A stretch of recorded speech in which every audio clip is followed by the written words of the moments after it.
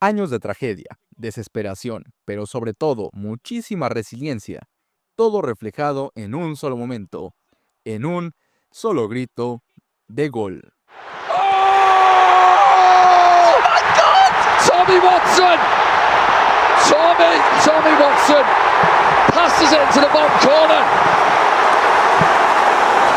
His last game in a Sunderland shirt. Más de 400 kilómetros al norte de Londres, entre las calles de la modesta ciudad de Sunderland, se logra apreciar la majestuosidad del Stadium of Light, casa del equipo de fútbol de la ciudad, hogar de la figura sagrada de la población local, el Sunderland AFC.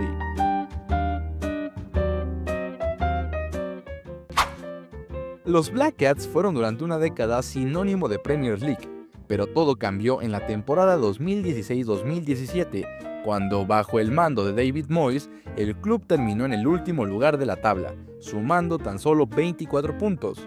Lo que nadie esperaba era que ese descenso no solo sería un fracaso deportivo, sino el inicio de su gran pesadilla. Cuando todos creían que el club ya había tocado fondo, no podrían haber estado más equivocados. Un año después, el Sunderland volvió a caer una división más, llegando hasta la League One. Y es que ya no solo eran los dos descensos de manera consecutiva, era el hecho de ver a una institución histórica jugando en tercera división. Sin duda, el futuro del club era muy incierto. En su llegada a la tercera división, el golpe de realidad fue aún más duro. Tenían que visitar estadios mucho más pequeños, enfrentar rivales bastante desconocidos y sobre todo, soportar una presión inmensa sobre sus espaldas. El Sunderland pasó 4 años intentando volver a segunda, pero sin éxito. En este periodo sufrieron de derrotas en playoffs, cambios de dueños, entrenadores sin rumbo, pero pese a todo, siempre contaron con una afición que nunca dejó de creer, porque Sunderland Till I Die no es solo el título de una serie, es una promesa.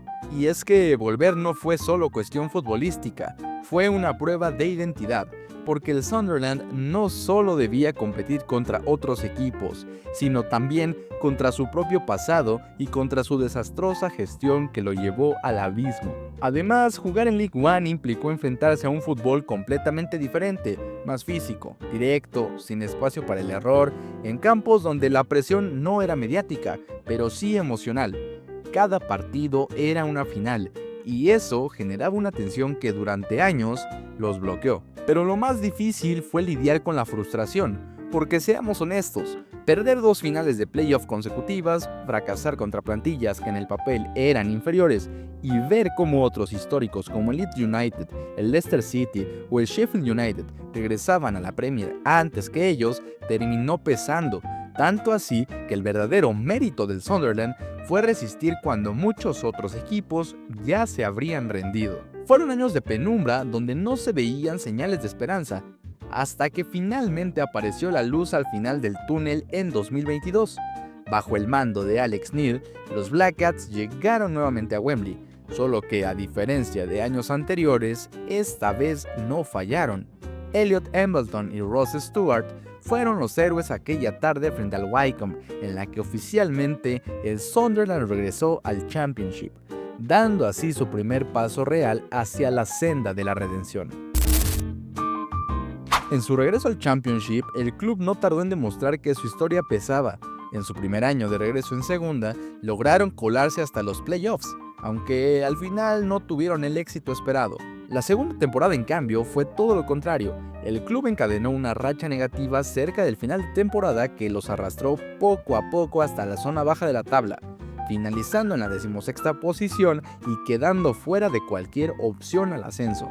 Y fue así, cuando parecía inminente el estancamiento del club, que la llegada de Kyle Louis Dreyfus le vino como anillo al dedo, pues se dejó atrás la faceta de improvisación deportiva para apostar por una estrategia clara, la cual se basó en enfocarse en construir un proyecto sólido, con la base de talento joven que ya tenían, con jugadores como Job Bellingham, Daniel o Chris Rigg, acompañados de figuras claves con mayor experiencia y especialmente consolidar una identidad clara de juego. Fue entonces que en su tercera temporada en segunda, los Black Cats se colaron nuevamente a los playoffs, vencieron heroicamente al Coventry City de Frank Lampard llegaron a Wembley y contra todo pronóstico, con un gol agónico sobre la hora, vencieron al Sheffield United para oficializar su vuelta al lugar de donde jamás debieron haberse ido. Y así, finalmente, después de años atrapados en una pesadilla que parecía ser interminable, el Sunderland consiguió volver al lugar al que siempre perteneció.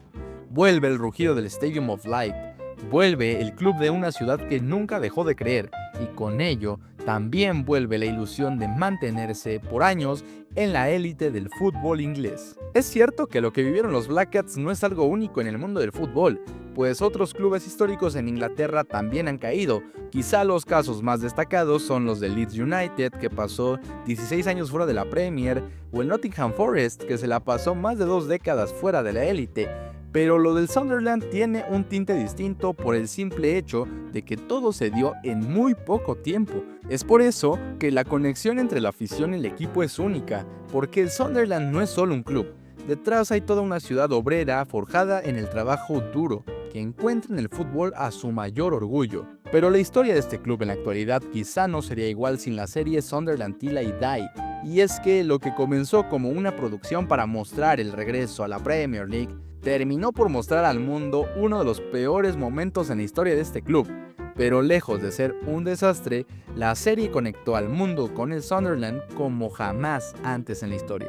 Y es que mostró las emociones reales detrás del fútbol, la pasión de los aficionados, el drama en el vestidor, el dolor de los trabajadores del club y la vulnerabilidad de los jugadores. Humanizó al club, lo hizo global y atrajo una gran legión de nuevos aficionados que, sin siquiera ser ingleses, adoptaron al club como propio.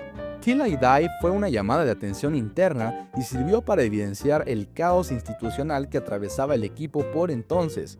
Pero no solo eso, también retrató la esencia del club y de su gente. Y es que esto no se trata solo de fútbol, también se trata de redención, de fe. Se trata del Sunderland y de toda su comunidad, que hoy al fin puede decir: "We are back".